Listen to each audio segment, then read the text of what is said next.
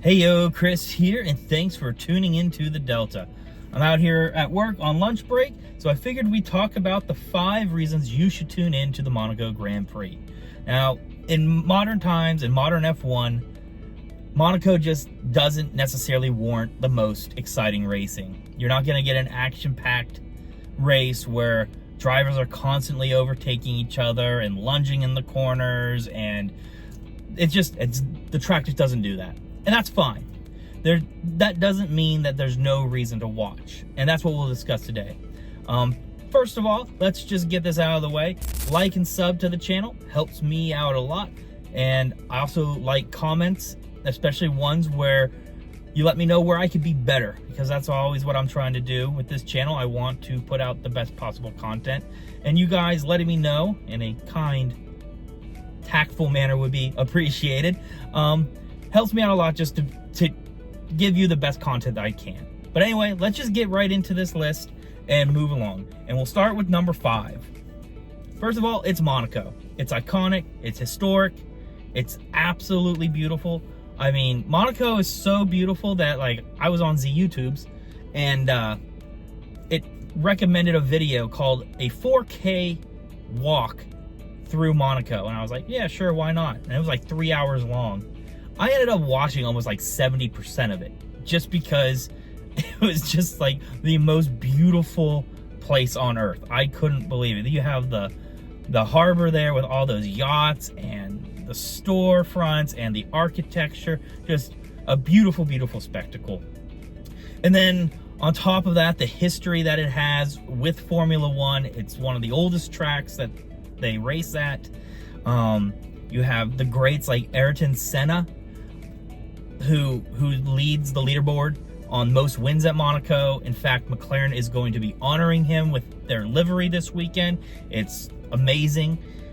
And yes, if you just want to be a part of an iconic moment in Formula One, you should always tune into the Monaco Grand Prix, just because of how much of a staple it is to the motorsport. And then we'll move on to number 4. The competition up front is just tight. You have Red Bull, Ferrari, and McLaren.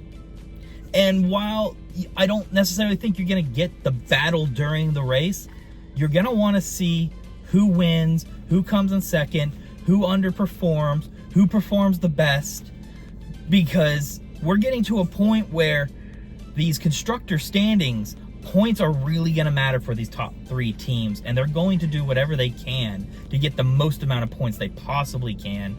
Because I wouldn't be surprised if things keep going the way that they're going. We might be getting towards the tail end of the season where McLaren's jumping Ferrari, or maybe Red Bull falls back to number 2, but the next race they're going to be, jumping back up front. I mean, it's getting very, very close. And this race, I think, is going to tighten up those numbers in the standings to where the following races are really, really going to matter.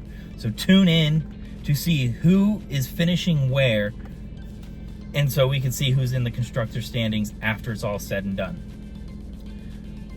Now to number 3. Number 3 is going to be qualifying. Well, because the race is so linear, meaning, once cars are in position, it's very hard to gain positions or lose positions if you're racing properly. Qualifying is at the utmost importance. The difference between making it to Q3 and not can be the difference between getting points and not the following day. The difference between being in the front row and not being in the front row is the difference between, earning your team the most amount of points you can and obviously falling just a bit short. So qualifying is probably the most exciting. Now, I personally, I love qualifying. It's man and machine and full on go. So I love qualifying on every single race. But this particular race, it is the most important. So tune into qualifying, because that is where you're going to really get an appreciation of the course and of what the driver's abilities truly are. Moving on to number 2. If you're not a Ferrari fan, which, I mean, Sebastian Vettel says everyone's a Ferrari fan. famously quoted, you still should tune in because we might see a great performance by Charles Leclerc. Charles Leclerc, within recent history, has not been doing well on his home track in Monaco. Whether it be a pit stop error or a strategy error or combination of all three of the two, it's just, he's never really just put out the greatest performance ever. And this year I think is going to be different. Mainly because the car is better. He has a very reliable car. Knock on wood. I say that, watch, he DNFs lap 3 because his power unit explodes out the back or something. But ideally, this Ferrari car is probably the best car he's had in some time. Ferrari is getting better with their strategies and not being so indecisive. And I think Leclerc is coming into form and putting out his best racing. So I don't see why he's not going to do great this particular weekend. I can't guarantee a win or anything. In fact, if you watch my predictions video, I didn't say he is going to win. But I do think we're going to get quite a show from Charles Leclerc. And in a track where it's not going to be particularly exciting, if you can hone in on one driver performing very, very well, then you'll have a reason to get excited to at least watch him. And then the number one reason to tune into the Monaco Grand Prix is it's Formula One. Anything can happen. I remember my first Monaco Grand Prix that I watched. Everything was going as planned, and then you had Checo there, bend it into a wall. And then it tied up, I think, Carlos Sainz, and it just changed the dynamic of the race. And then I think that also led to Charles Leclerc having a pit stop error, and it got crazy and stupid. I don't necessarily think the weather's supposed to be bad. I think I looked at the local weather report for Sunday. It's supposed to be beautiful. So again, we're going to go another race probably without wets.